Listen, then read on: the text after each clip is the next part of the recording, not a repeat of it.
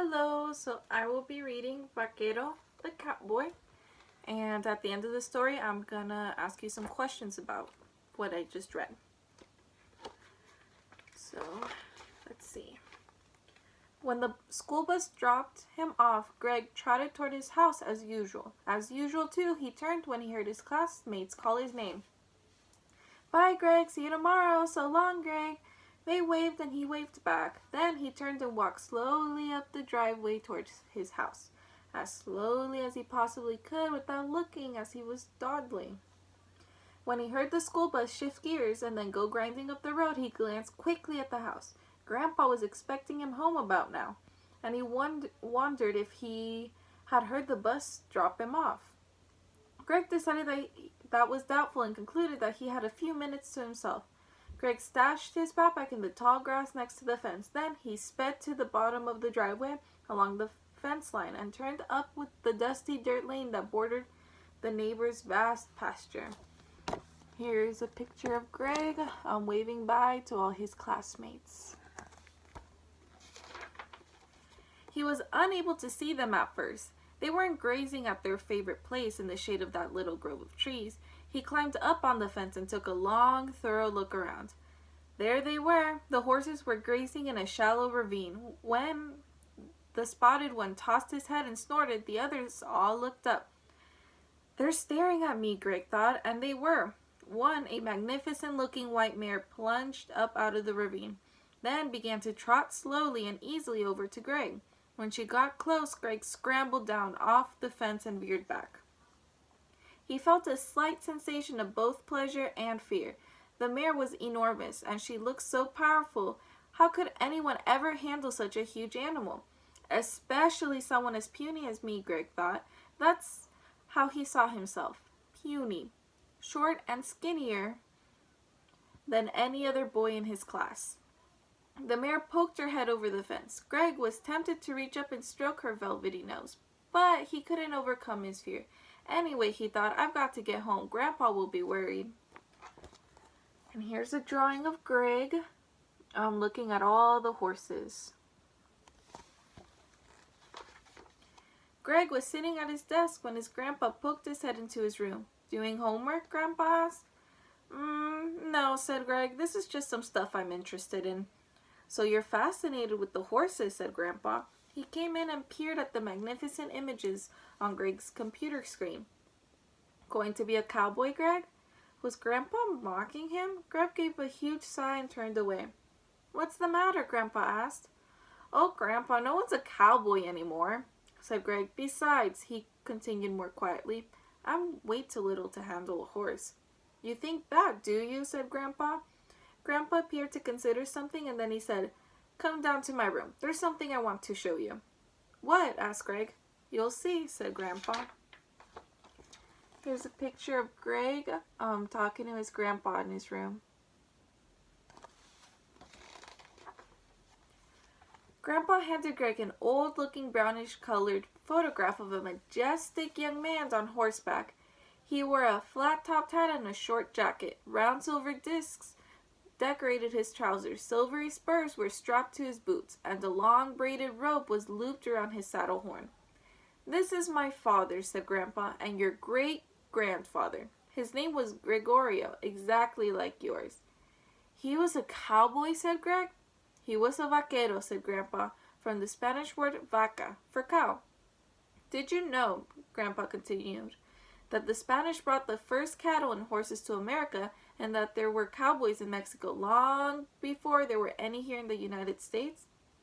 Of course, when my father arrived here from Mexico, he wasn't yet a vaquero. He was a young boy exactly your age." And here's a picture of his grandfather's dad, or Greg's great-grandfather.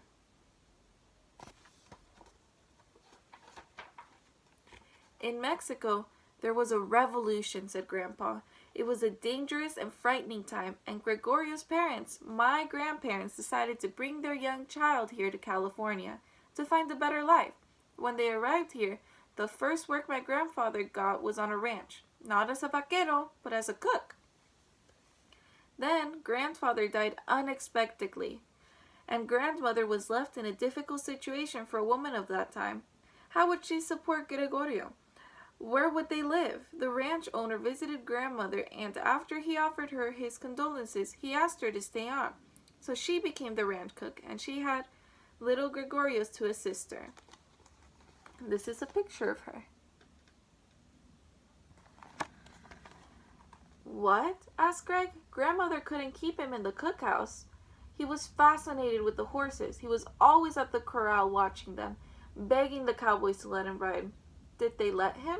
Asked Greg. Not at first, said Grandpa. He can't control a horse, they said. He's too small, too skinny, too young. Ha! They didn't know what a determined young man Gregorio was. He bothered them and pestered them until they finally let him climb up on a horse. And here's a picture of that.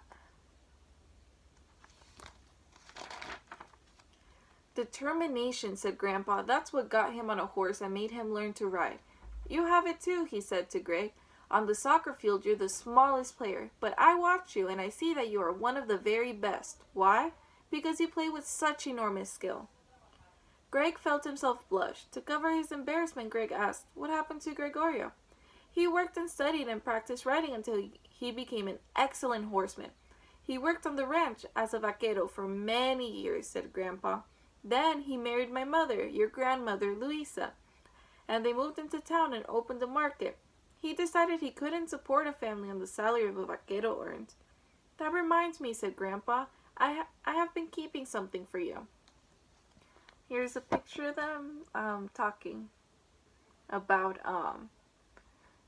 Greg's great-grandfather and great-grandmother. Grandpa opened the battered trunk where he kept his treasures, the reminders of his early life. He rummaged around until he felt an object wrapped in silky cloth. He removed it from the trunk and carefully unwrapped it. Is that the rope Gregorio has in the picture? Asked Greg. It was a handsome lariat made of tightly braided leather. Yes, said Grandpa. My father made this lariata, with his own hands. I have saved it all these years, and now I want you to have it. And here's a picture of him giving it to him. So here you are. It was Greg's mom, home from work. What are you two guys doing? Look what Grandpa gave me, said Greg. Ah, la reata, said Mom. So beautiful, isn't it? Greg hesitated, pondering just the right way to ask her. Mom, he said, do you think that I'm old enough to learn to ride? Maybe, said his mother. I'll think about it. We'll discuss it with your father when he gets home. Grandpa winked at Greg as if to say, don't worry, you'll be on a horse before you know it. And here's a picture of them talking. Greg talking to his mom about possibly riding. The next time Greg went to visit the horses, Grandpa went too. He sliced an apple in half and showed Greg the proper way to feed it to the mare. Hold your hand flat like this, instructed Grandpa, or she might accidentally bite you. She likes the apple, said Greg. She likes you, said Grandpa. Then, without the slightest hesitation, Greg reached up and stroked the mare's big forehead. It wasn't scary at all. And here's a picture of them feeding the horse. Okay. So my first question from this story is, what's the main idea? So what's the purpose of this story? What is it trying to tell you? My second question is, how do Greg's feelings change about riding a horse from the beginning of the story to the end? So what's different about what Greg is feeling? My last question is, how would you feel if your grandpa or grandma gave you something that belonged to their parents? So something really old that has been kind of passed down through the family. How would you feel? So make sure to write all your questions or all your answers to the questions, and write down as much that you can that you remember from the story. Or you can talk to someone about the story and tell them your answers. And yeah, thank you.